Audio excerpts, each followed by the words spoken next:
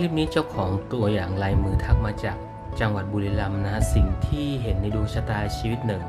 นอกจากการกระบาดกลางฝ่ามือ2จุดเริ่มต้นของดวงชะตาชีวิตนะไม่ได้เกิดมาในครอบครัวที่รวยเส้นชะตาชีวิตเคยเกือบขาดมาแล้วด้วยซ้ำ2ถุงเงินถุงทองรั่วไหลปิดไม่สนิทก็เลยไม่แปลกใจดวงคนนี้หาทรัพย์ได้เท่าไหร่ก็ไหลออกจากใจนี่แหละ3เซนส์หรือสัมผัสที่6นะครับชอบมองเห็นในสิ่งที่มนุษย์มองไม่เห็น2อาการแปลกๆช่วงวันพระวันโกน3ชะตาชีวิตมาใช้กรรมในเรื่องความรักหรือถ้าพูดง่ายกลุ่มดวง